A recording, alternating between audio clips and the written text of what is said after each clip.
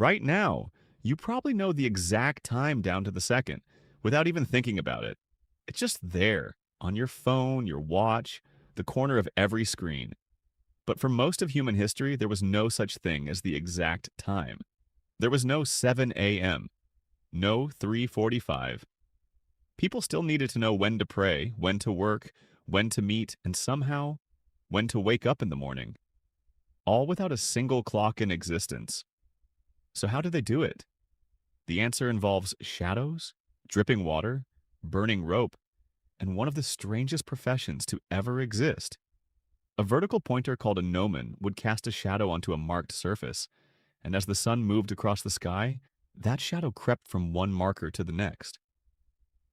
This was the sundial, and versions of it existed almost everywhere ancient people lived. The massive obelisk built in ancient Egypt weren't just monuments. They doubled as enormous public sundials, casting a shadow that told time for an entire city. But for thousands of years, this was good enough, because people weren't meeting at 2:30, they were meeting when the sun was halfway down the sky. Time wasn't a number, it was a description. Of course, a sundial has two enormous flaws. It doesn't work at night, and it doesn't work when it's cloudy, which meant that for half of every single day, and any time the weather turned, the sky simply stopped being a clock.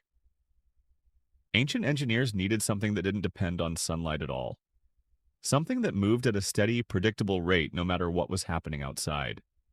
Their answer was water.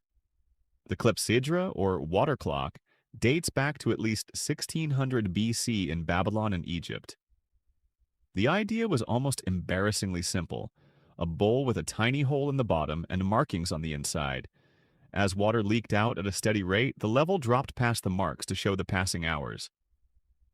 Similar devices were independently built across Greece, China, India, and the Islamic world, and some of the more elaborate versions even included bells or moving figures that announced the hours. The Greeks eventually turned this into serious engineering. By the 3rd century BC, the engineer Ctesibius of Alexandria had added gears and escapements to water clocks, even building versions that dropped pebbles onto a gong or blew a trumpet once the water reached a certain level. Arguably the world's first alarm clock, built more than 2,000 years before your phone learned how to snooze. Athens even used a water clock in its law courts. When a speaker's water ran out, he had to sit down, which honestly might be worth bringing back. Water clocks weren't the only trick. Burning candles and oil lamps became portable timekeepers across ancient China, Japan, and Europe. By making candles of a uniform thickness and knowing exactly how fast they burned, people could measure specific stretches of time with surprising accuracy. Buddhist monasteries use the same principle with incense sticks. Meanwhile, out at sea, sailors relied on something even simpler. The hourglass, which was cheaper, needed no maintenance and, crucially, kept working even while a ship rocked violently in a storm, something water clocks and sundials simply couldn't handle.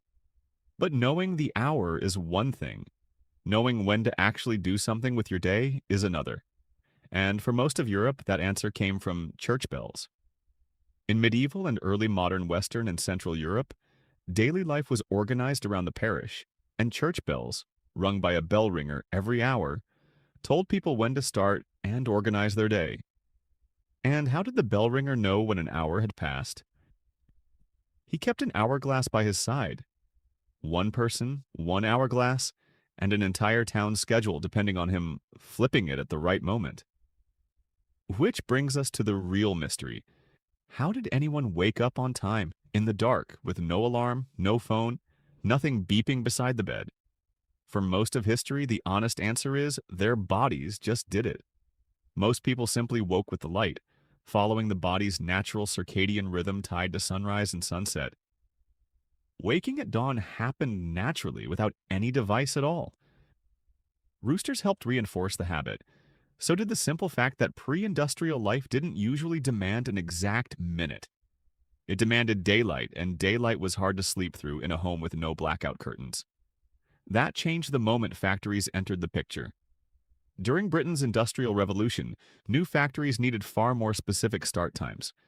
A worker arriving even 5 minutes late could hold up an entire assembly line and cost their employer money. Suddenly, waking up around dawn wasn't good enough. But early alarm clocks existed and were far too expensive for a typical factory worker, and factory whistles and bells often proved unreliable. So an entirely new profession was born to solve the problem: the knocker-up. A knocker-up's entire job was to walk the streets before dawn and rouse sleeping workers so they could get to their jobs on time, banging on doors with a short stick or rapping on upper-floor windows with a long pole. They wouldn't move on to the next house until they'd gotten confirmation their drowsy client was actually up and moving. Some clients even used a pea shooter to blast dried peas at the correct window instead, which is somehow both more precise and more chaotic than it sounds. This wasn't a rare, quirky job either, and in large industrial towns like Manchester, huge numbers of people made a living doing exactly this. And it lasted well into the 1970s in some pockets of industrial England before finally dying out completely.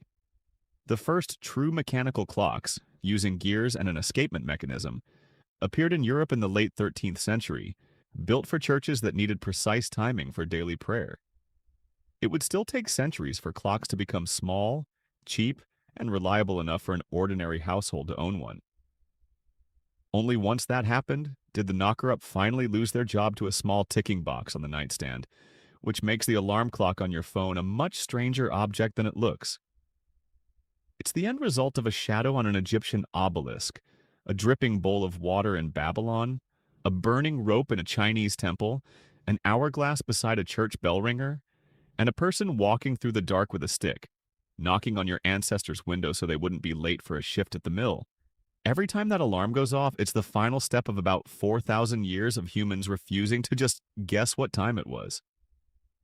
Subscribe to DeepSimple for more stories about the small, everyday things that took thousands of years to figure out. We'll see you in the next one.